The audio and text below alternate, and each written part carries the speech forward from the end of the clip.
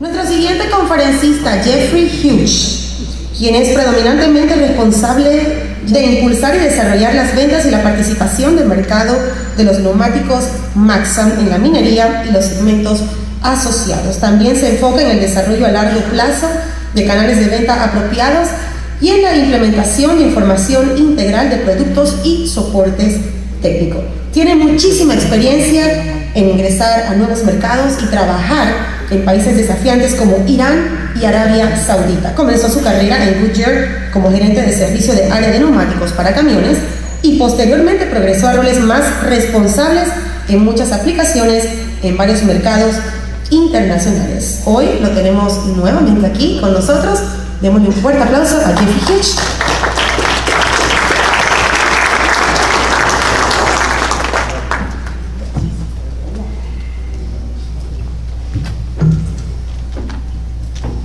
Good afternoon, ladies and gentlemen. I've only done 21 years in the tyre business, so compared to Gus, who's done 46, I guess I'm still an apprentice in this business.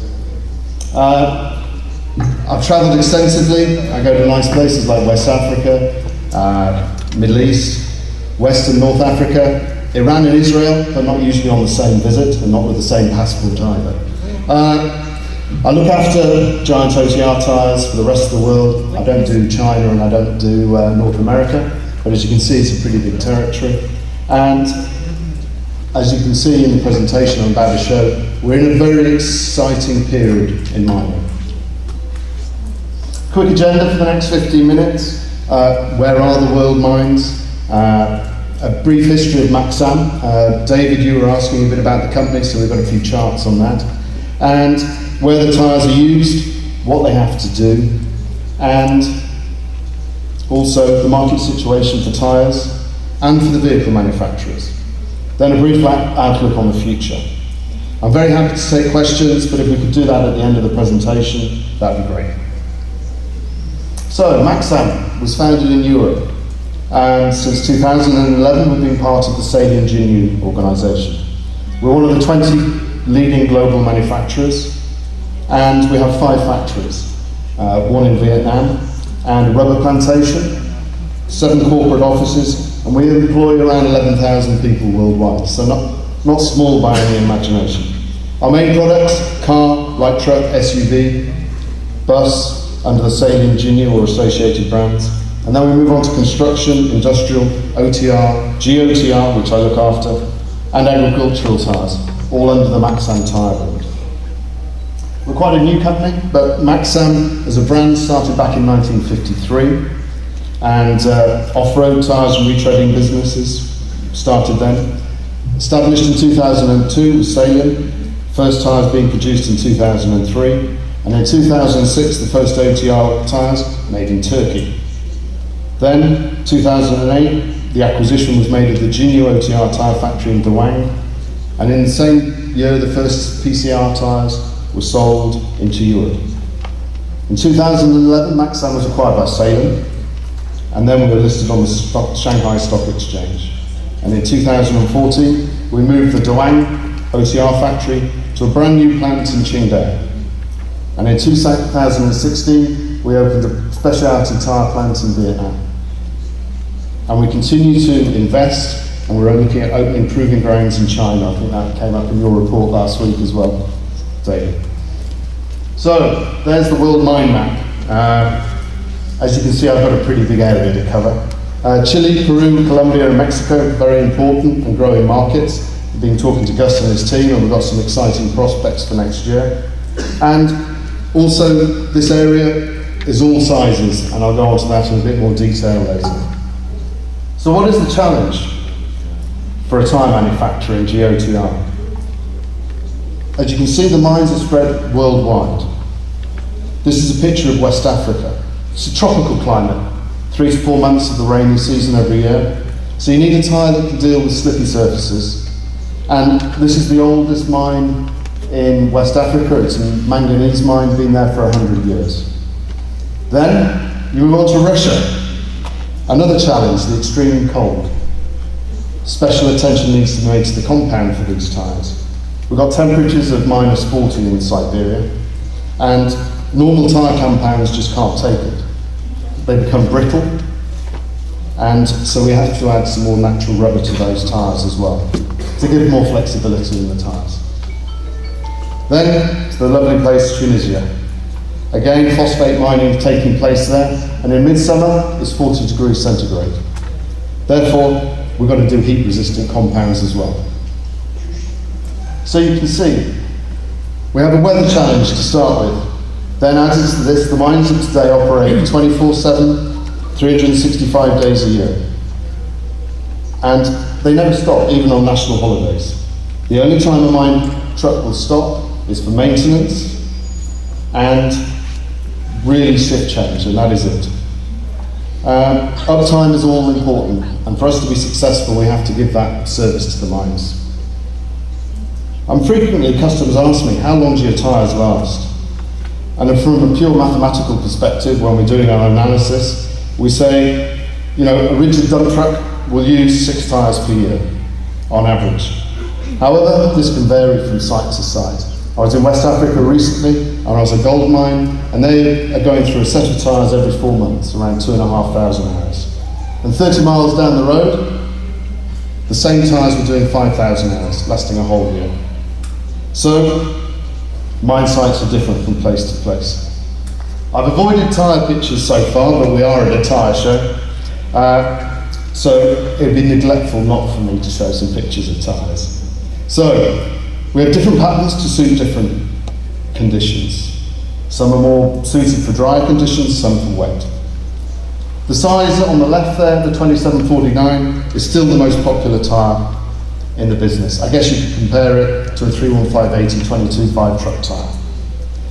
And the reason being is they're usually fitted to Cat 777 and Komatsu 785s, and you can move the trucks around quite easily by road.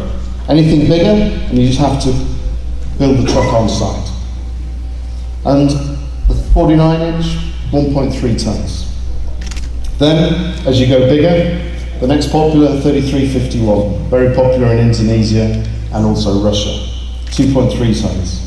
And then the 57-inch, which everyone likes to make, because they make, and we like to sell them and make a bit more money on when you start to get to the bigger sizes. Again, then you're up to 4 tons. And finally, the 63-inch. We're currently testing those out in the marketplace in domestic China. It's not an easy tyre to make, and it weighs the same as a large African elephant, 5 tons.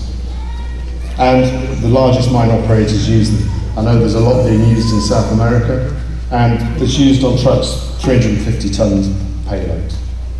So to give you an idea of the size, that's a truck with a 2749. The service provider's doing the pressures. Kevin, I'm not sure if he's the correct distance away from the tyre, but they're being pretty careful there, because that is a bomb ready to go off. And currently the biggest tyre, that's the 63-inch on a Cat 797. The biggest truck at the moment being used, or the biggest tyre size. It's not the biggest truck, but the biggest tyre size. So hopefully you can begin to see, we've got a pretty tough job building a tyre for these guys out on the mines. And we have to do our research and development. And in the majority of cases, we at Maxam always will visit the site before we put tyres into that location. And because they change over time. The mines are not always the same. You go in 1 month, they change the month after. They're in a different pit, they're doing a cutback, and they're changing all the time. So it's very important for us to carry on doing this. So what do we do when we go? Usually we spend about 10 or 12 hours driving to the place, because it's not usually in a nice city centre. But we do we follow the truck. That is what we end up doing. Oh, and we also put machines on the truck to measure what cycle time they're doing. We also see what loads they're doing, whether the load is dry or wet, obviously what oil they're moving, and we also have to look at the local temperatures as well, because that has an effect on what tyre we end up recommending for that. We check whether the roads are well looked after, the haul roads, whether they're wide enough, whether there are tight corners, and also what the gradients are like. And we look where the tyres, where the load is being loaded, to see if that's well looked after and there are no spill rocks around, and also where they go to the crushers, where the ore is processed, what that area is like as well. Then we'll take all those findings, discuss with our engineers, and come up with the correct tyre for that particular operation. And we also go back to the mine. If we spot something that's going wrong in the mine, we tell them and work with them to improve, because giving them the right tyre is one thing, but improving their site and helping them do that also adds to the value that we give to the mines.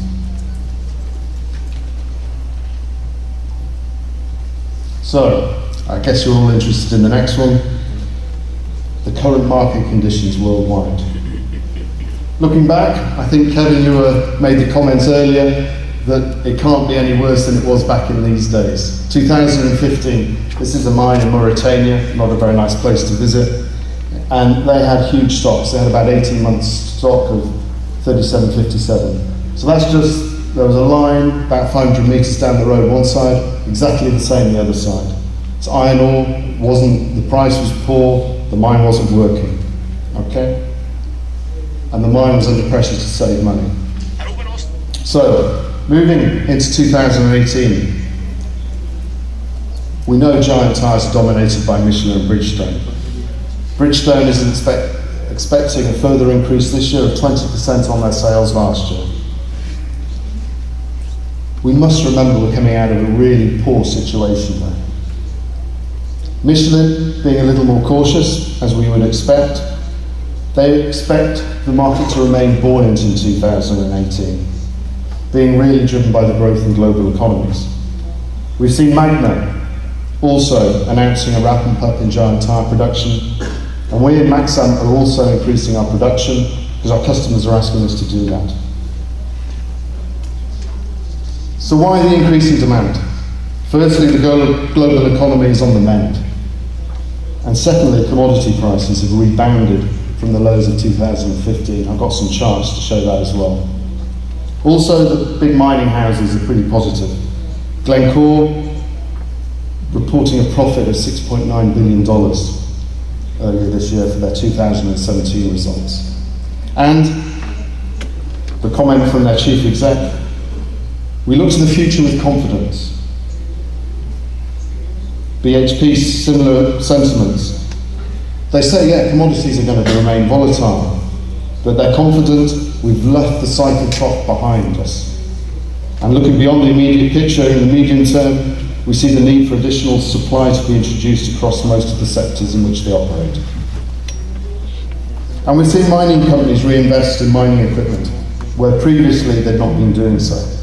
They had older fleets, which again has a knock-on effect of being expensive to keep running. Older mining trucks are now being replaced.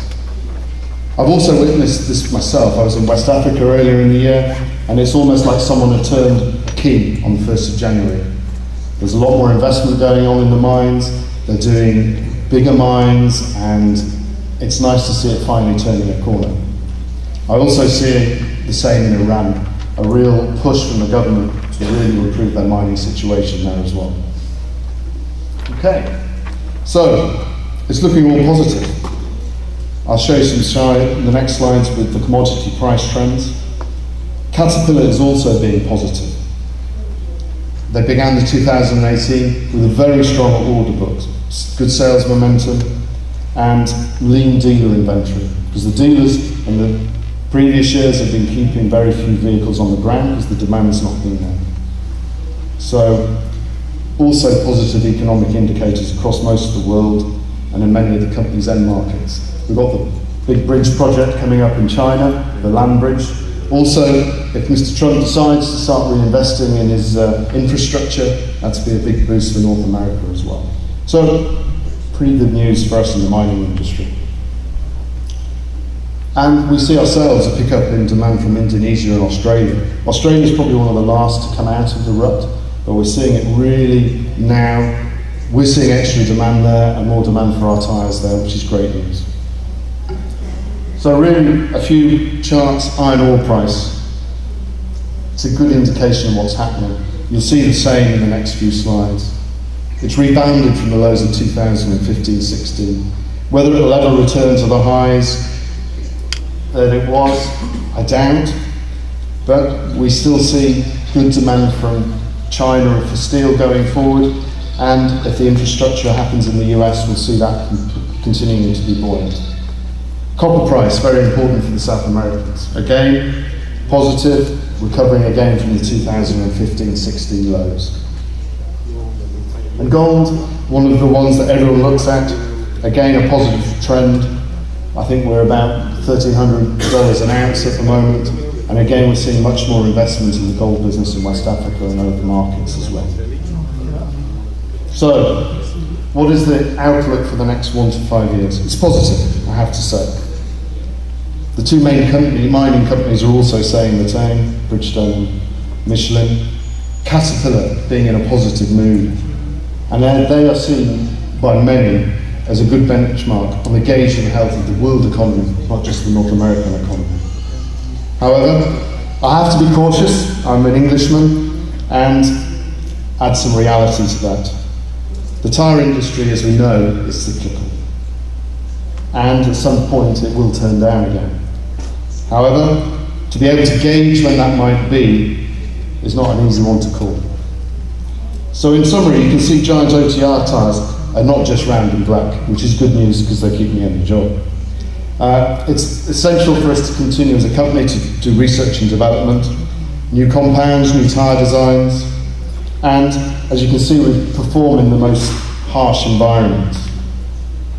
And it's important to us to keep revisiting the customers. I know Gus and his team are out regularly visiting, following up, and we have to do that because mines just change so quickly. So, thank you for your attention. I realise I've just touched on the subject of Giant OTR tyres, but if you have any questions, I'll be on the stand for the rest of today and tomorrow, and we'll be happy to talk to you. Okay.